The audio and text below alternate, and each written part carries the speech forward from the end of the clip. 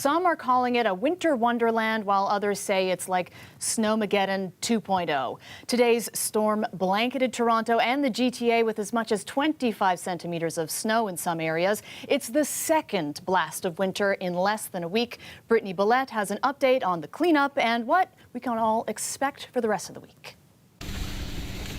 Snow on top of more snow. I don't know how to feel. Like, it's overwhelming, definitely. Environment Canada says Sunday's snowstorm dropped 5 centimeters per hour all across the GTA and Toronto. I didn't even bring the right shoes. Some tourists got a surprise they weren't expecting. I would have preferred a little bit less snow. We live in Dubai, so for us it's very different, the weather. For everyday life must be challenging. Over the past 7 to 8 days, we're almost going to exceed the total accumulation that we saw over the entire 2023-2024 winter seasons. And as you might have guessed already, the winter blast has led to canceled and delayed flights. We're very tired and it's chaos, but it's okay. We'll deal. It's winter in Canada. It's winter in Canada. It's a risk you take when you travel in February. But even if you're staying local, getting around on the roads isn't much better. There's been at least 200 collisions and 150 cars stuck in the snow in the last day. We need to slow down. That's why individuals are ending up in the ditch and involved in crashes. So the last thing you need is to have someone knocking on your door saying you're seriously injured or deceased as a result of a preventable crash by simply taking your foot off that gas pedal. Officials say getting around Monday won't be any easier. It could take days to get the city moving like normal, including on public transit. We are all hands on deck right now. We will continue to be all hands on deck. On the TTC, trains are suspended on parts of Line 1 and 2. Above ground, the agency says streetcars are moving slowly due to vehicle collisions or cars blocking the tracks. On top of that, there are 56 bus stops out of service because of rising snowbanks, and that'll all likely remain the case well into Monday. I think that the best advice we can give right now is to check ttc.ca before you head out the door. Despite it all, some folks are taking all this snow in stride, getting creative with how they get around or hitting the hills to make some memories. Brittany Billette, CBC News, Toronto. Taking a live look in Ottawa, the nation's capital, was one of the hardest hit in this weekend storm, which, to borrow from Brittany's story there, saw snow piled on top of snow, piled on top of even more snow, making for the most snowfall the city has seen in years. The storm we had on Thursday, where we got 31 centimeters of snow, that was the biggest snow event we've had since January 2022. And then today it looks like we're going to top that amount of centimeters over. So we're looking at a 60 plus centimeters of snow in less than a week. So it's definitely an operational challenge, but our teams are prepared and we're out dealing with that. It was a snowy closing weekend for Winterlude celebrations. Ottawa crews were in storm response mode today, clearing priority roads and moving then onto residential streets. They had some challenges along the roadways and with public transit, but residents did their part by staying home, which made way for snow plows. On Tuesday, they will collect all of this snow by the truckload and haul it away to snow disposal facilities. Ward Anderson joins us now with a look at your forecast. I'm cold just looking at that footage. Ward, is it going to ease up anytime soon? Well, Allie, of course, everyone knows by now we sure did get walloped throughout Ontario with some snow all night going into all day today throughout the day, and that's going to continue as it's continuing now. We still have these winter storm warnings in effect, especially the further you go east into Ontario and over into Quebec, but there's still also the danger of squalls we're going to be checking out around the lake and bay. But it was a good bit of snow. We did get hit with a lot of it. You're talking about 26 centimeters over around Toronto, 22 centimeters, more than 20 to 30 around the Golden Horseshoe and the GTA by the time you get to the end of the day. How much was it? Well, I mean, if you look at this, normally for the year, for the winter season, we're talking about 109 centimeters is what we average. Well, this is by February 15th, we were already at 102 centimeters then. That's not even including what we just got hit with. So we're definitely going to already be past our yearly average just going into tomorrow. And there's still more of it. The major system that we dealt with is moving its way out. And what you have is this lake effect snow that we're getting right there off the lake in the bay. That's continuing, and it's going to continue to hit the Golden Horseshoe, the GTA, going to continue to hit southern Ontario and right around Barrie for the next couple of days. You can see a little bit more of it, those bands, that lake effect snow coming off. And it's going to happen throughout the day Monday, going right up into Tuesday as well. Something to be aware of if you're going to be out and driving. It's going to be messy. I'm going to tell you more about that in your long-term forecast coming up. Tomorrow is a big day in the lead up to the provincial election. Ontario's 4 major party leaders will be taking part in a debate just 10 days ahead of people casting their votes. And it's all happening here at the CBC Broadcast Centre. Let's bring in our senior reporter covering the election, Mike Crawley. Mike, we are almost at the home stretch here in the campaign, so the candidates are going to want to have a good showing, huh?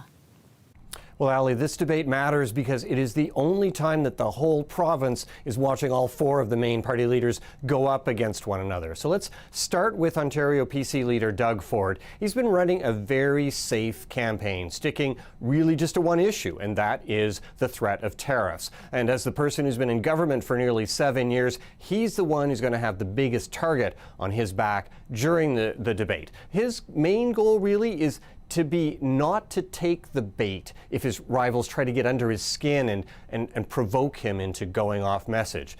If we turn to the 2 rookies in the debate, this is Marit Stiles of the NDP and Bonnie Crombie of the Liberals. I'm lumping the 2 of them in together here because in many ways they need to accomplish pretty much the same thing in the debate. They're both running their first campaigns as leader, so they really need to show Ontarians who they are and how they measure up against Doug Ford and how they measure up against each other and why they'd be a good premier. So there is a lot at stake for both Marit Stiles and Bonnie Crombie. There is also a lot of opportunity. Now, finally, Mike Schreiner of the Green Party, for him, anything he can accomplish in the debate is pretty much gravy. He got his first chance to appear in the province-wide debate in the last election, and it was his performance that in many ways captured more attention than the Liberal and the NDP leaders did at that time. So he's going to be looking to impress just enough voters in the relatively few ridings that the Greens are targeting so he can add to his party's seat count at the legislature. Ali? Now, Mike, there was also the Northern Ontario debate on Friday. You watched the whole thing. Seeing how that went, what can we expect in tomorrow's debate? Any change of tactics or focus for some of these leaders?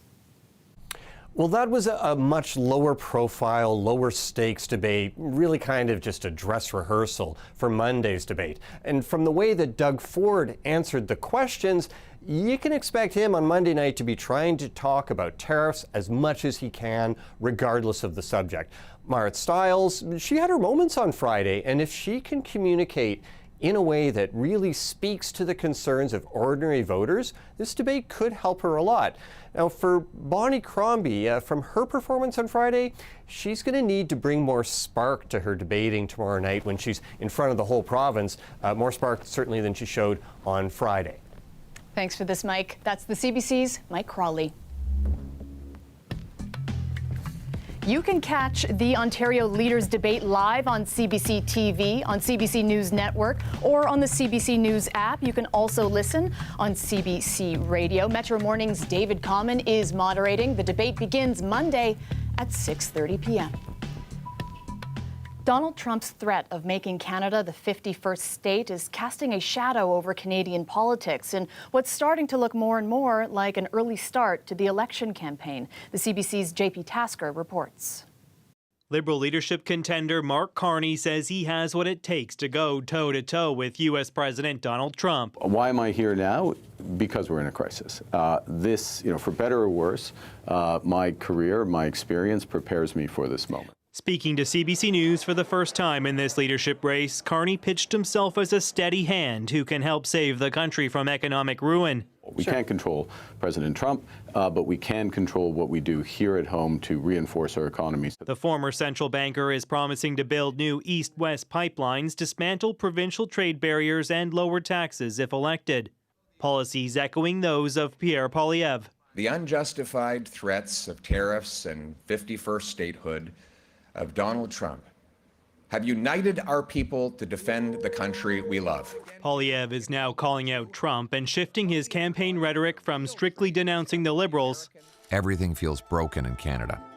To promoting the country at a Flag Day rally as it stares down an American adversary. We will bear any burden and pay any price to protect the sovereignty and independence of our country.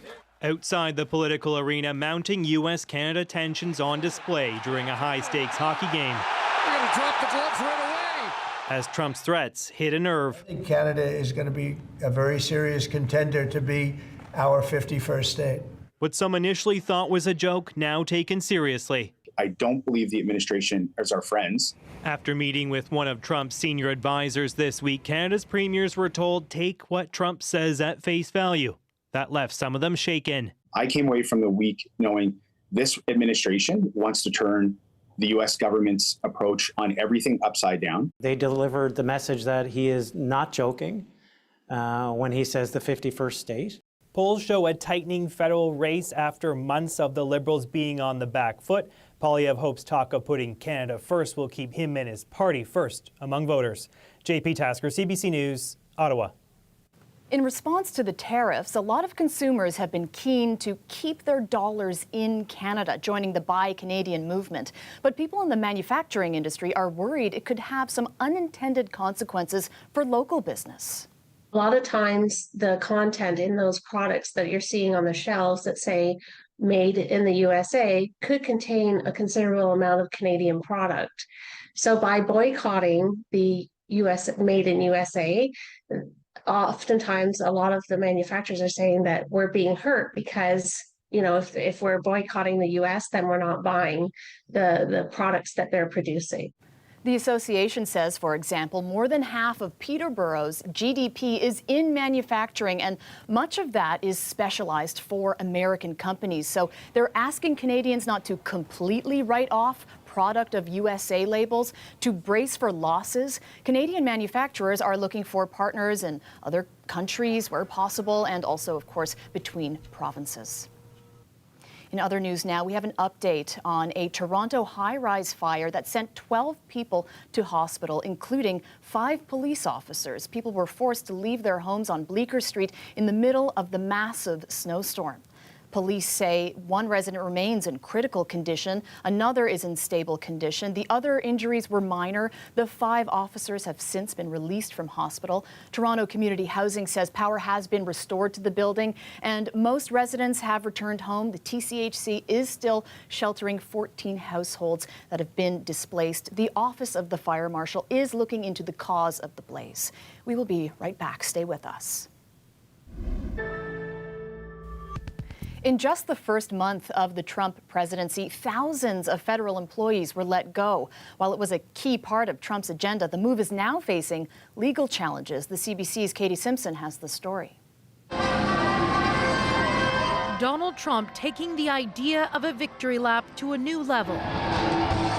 Zipping around the Daytona 500 Speedway in his presidential limo, basking in support, as he suggests, the new lengths he's willing to go to pursue his agenda. Writing on social media, he who saves his country does not violate any law. It seems to be a shot aimed at Democrats who are relying on the courts to slow his agenda. Well, we're winning in court. More than a dozen federal injunctions and temporary restraining orders have been issued. That payments that go out. Legal fights slowing the work of Elon Musk, the world's richest man who has incredible access to information, as he recommends an overhaul of the federal public service. Elon Musk is not to go! Protests triggered by massive job cuts and the dismantling of agencies. The Trump administration says at least 75,000 workers have accepted buyouts. Thousands more have been laid off, with more cuts coming. The message out of the gate is this is a group of people that want to pad their own pocket. They're going to cut things to try to amass a lot of dollars that they're then going to use to do tax cuts for the wealthiest. Last Tuesday, Taylor Sonny lost his job at the Consumer Financial Protection Bureau. you know, it was a bit insulting how the whole thing was rolled out. A lot of people are scared for what's going to happen next. You know, we're not even a month into the presidency. But Trump's allies continue to point back to the election campaign and the promises he made as a candidate, saying concern from opponents is overblown. Anytime President Trump does anything, they call it a constitutional crisis. Look, that's swamp talk. President Trump ran to drain the swamp. That's what he's doing. The limits of presidential power are about to be tested. The Trump administration is asking the Supreme Court to decide whether the firing of the head of a government watchdog agency can stand. It's the first case like it to make it this far. Katie Simpson, CBC News, Washington. There was more fallout today over U.S. statements on Ukraine. This is ahead of a meeting of European leaders slated to happen tomorrow. It all comes after a security conference that left many questioning not only the U.S. commitment to Ukraine, but also to its European allies as well. The CBC's Jennifer Yoon reports.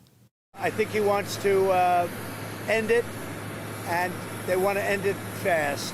Donald Trump says he could be meeting with Russian President Vladimir Putin very soon on ending the war in Ukraine, even as key allies wonder whether they'll have any say. Europeans will have to be involved because they have sanctions on Putin. That directly contradicts what another top Trump negotiator said Saturday. Can you assure this audience that Ukrainians will be at the table and Europeans will be at the table? The answer to that last question, just as you framed it, the answer is no. And that came after Vice President J.D. Vance scolded European leaders, accusing them of limiting free speech. And what I worry about is the threat from within. After the speech of Vice President Vance on Friday, we have to fear that our common value base is not that common anymore. Trump has already spoken to Putin, stunning European allies who hadn't been warned beforehand. Russian and American officials are also set to meet Tuesday in Saudi Arabia, talks that Ukraine wasn't invited to. I said to him, no, he's a liar. He doesn't want any peace.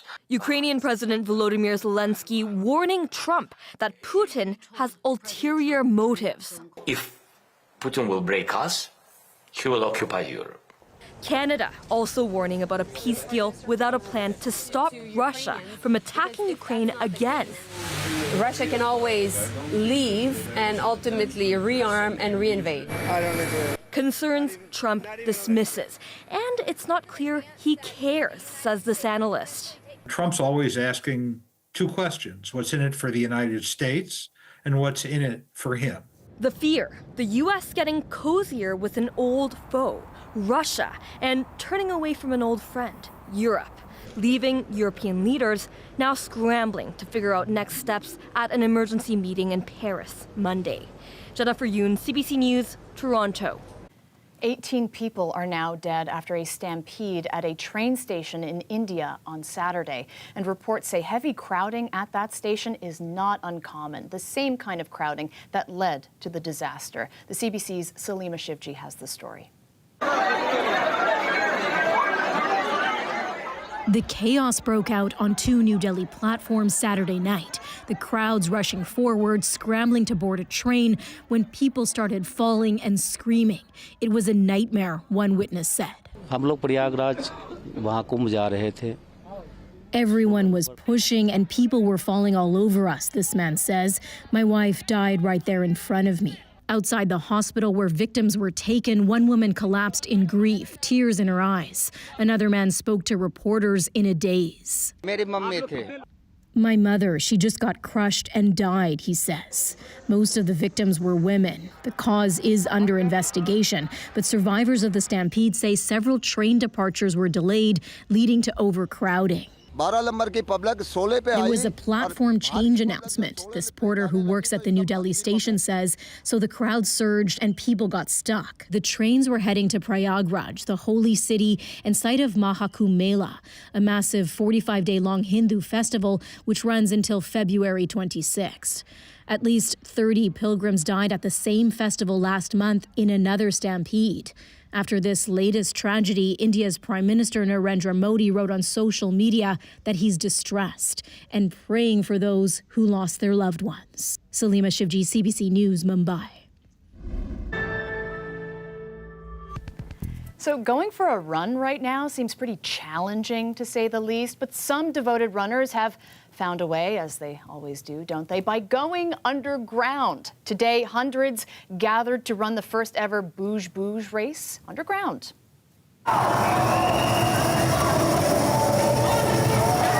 The runners escaped the snow to enjoy a 5-kilometer jog in the Toronto's PATH system. It's an underground network of walkways connecting multiple buildings in the downtown area.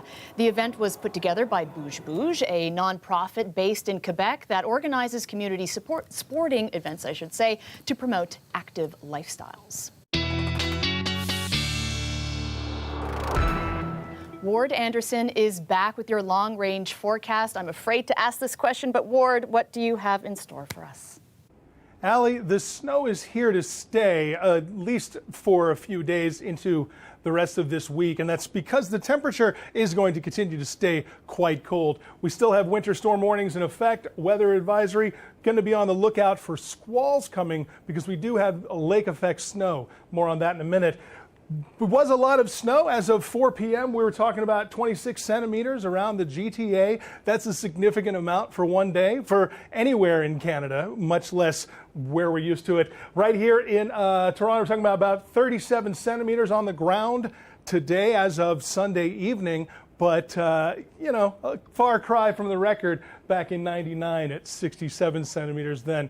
However, we are going to keep seeing some snow. The major system that we just got hit with is going to continue to move its way east, but we have that lake effect snow that I was talking about that's going to continue to affect us in southern Ontario, Barrie, around Cottage Country, the usual suspects. Here you can get a better look at that. Seeing those bands coming off, I talk about the fingering of lake effect snow like that that's moving its way across the area. That's going to continue Monday right up into Tuesday. But it's not the amount of snow so much as the fact that it's going to be off and on throughout the day and when it happens. It'll be happening during your drive time, especially if you're along the 401 or the 410 or the 400. That can make things very treacherous. Something to be aware of if you're going to be out in it on Family Day. Now, we are talking about an additional 20 to 25 centimeters in some places, so it can be significant in some areas. And as I said, it will be off and on throughout the day. Temperatures are going to continue to stay pretty cold, and we're going to stay that way right up into the middle of the week. And then slowly, we're going to crawl out of it a little bit, going to be looking at nicer skies, clearer skies at least, less precipitation, and a little bit warmer as we go into the weekend. But there is going to be some more potential for snow coming as we get later into the week. Thanks, Ward. That's our show for you tonight. Thank you so much for watching.